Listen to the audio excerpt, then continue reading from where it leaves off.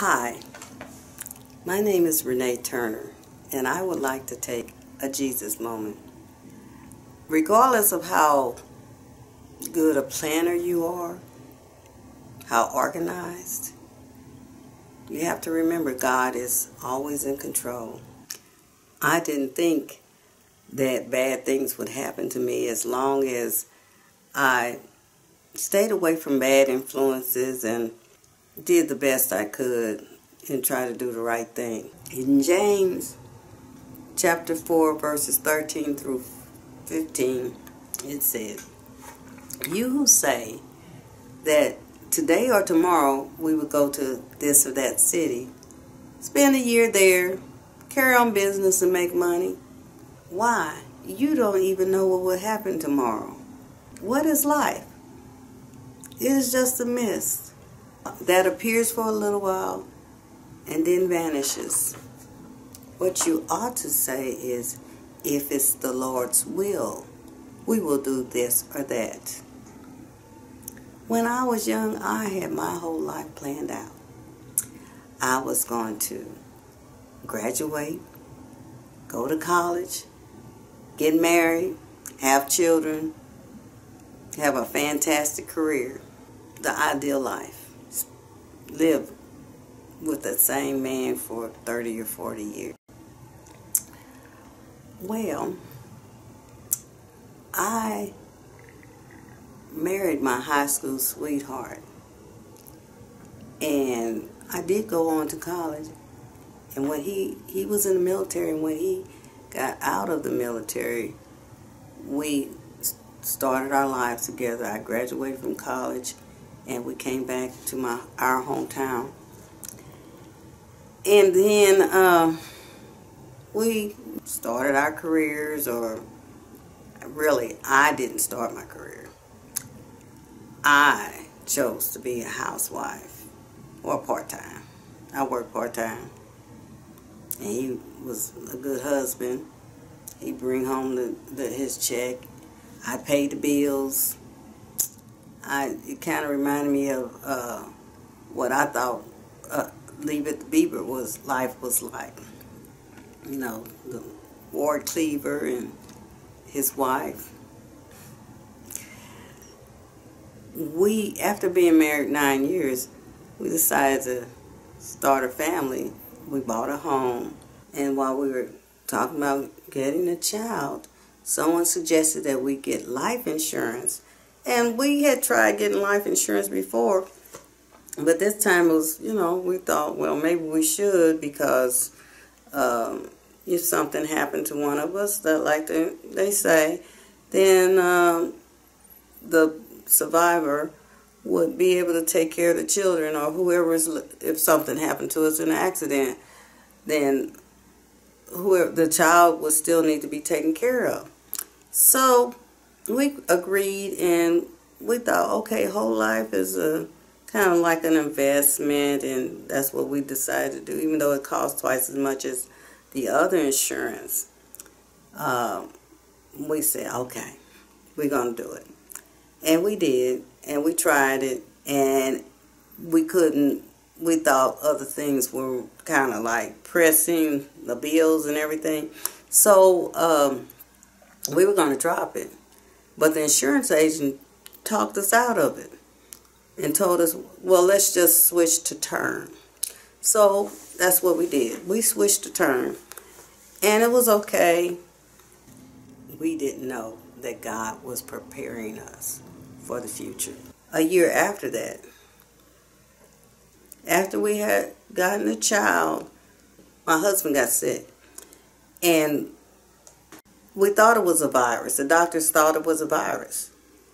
So, but after a month of running a low-grade fever and feeling bad, he went back to the doctor, and they started looking closer and noticed the lump under his arm. They looked even closer and saw his neck, one side of his neck was larger than the other. So they did a biopsy and found out that the lump under his arm they couldn't diagnose because it was scar tissue wrapped around it. And So the biopsy on the neck, they found out that he had non-Hodgkin's lymphoma. We started radiation, chemo, and prayed and prayed and prayed. And he went through several months of radiation, chemo. And he never stopped working.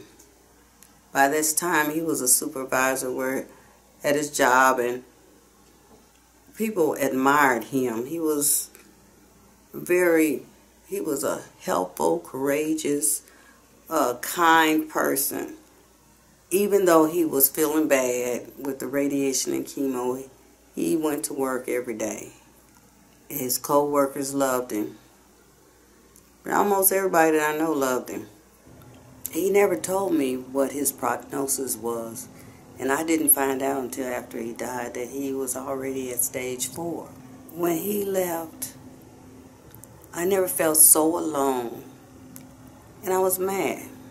I was mad at him.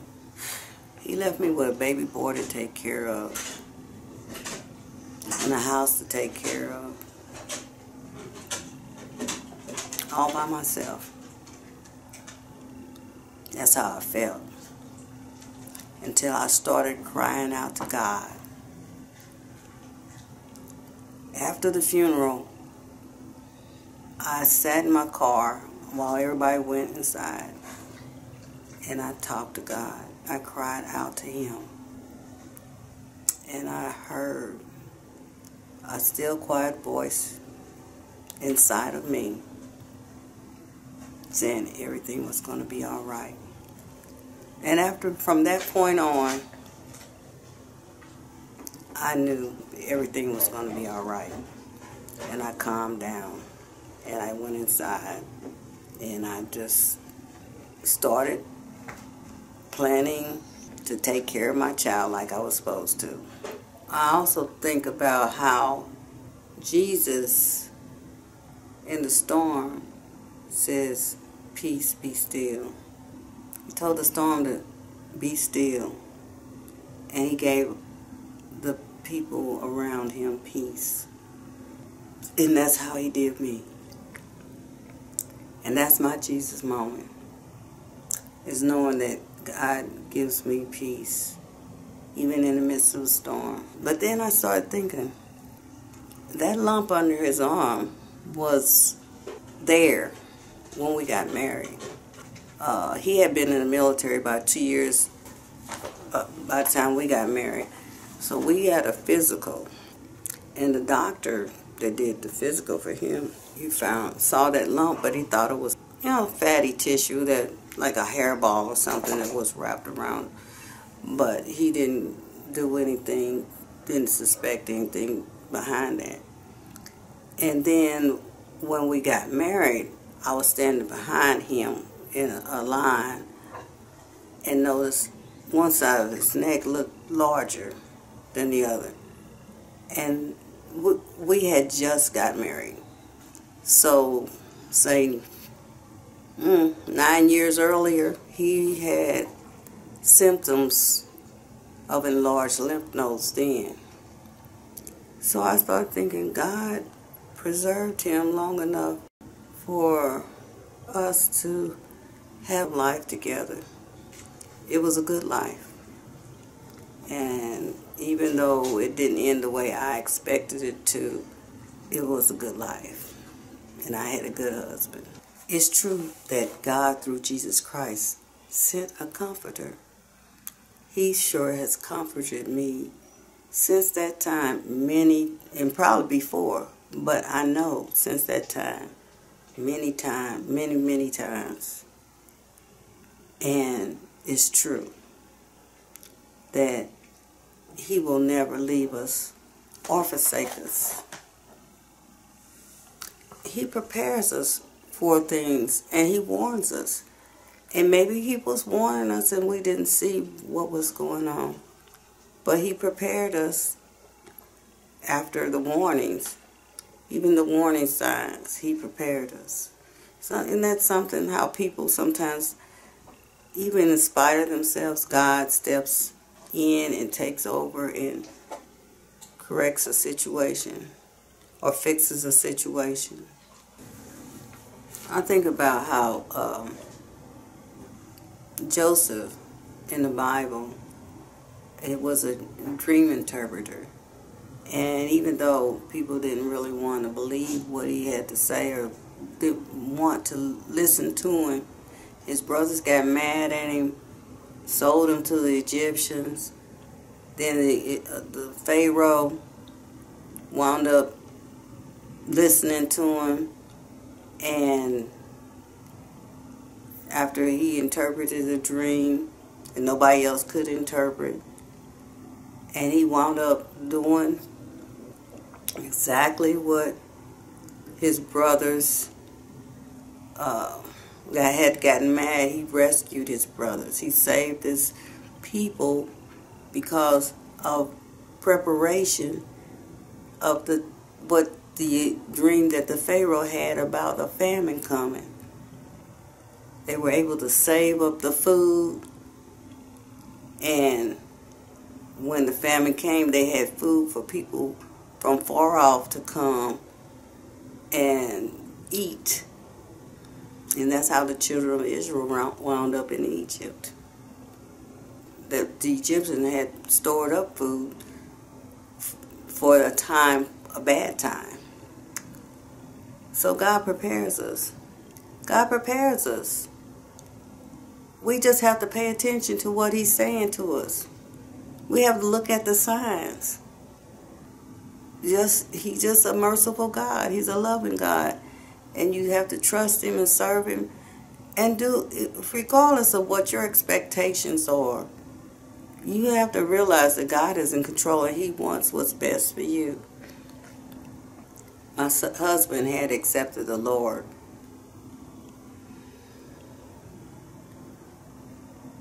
That's the thing.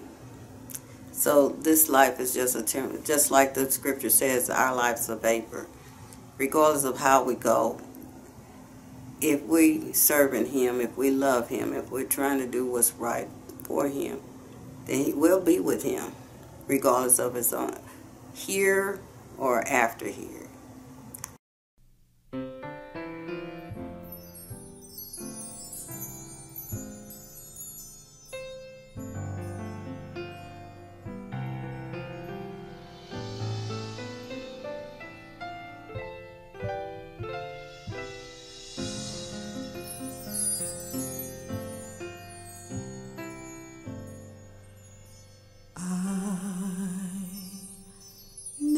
Took the time to sit and to talk with you,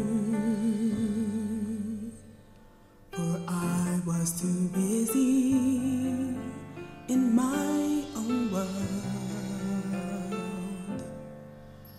But since the days have come and gone, I realize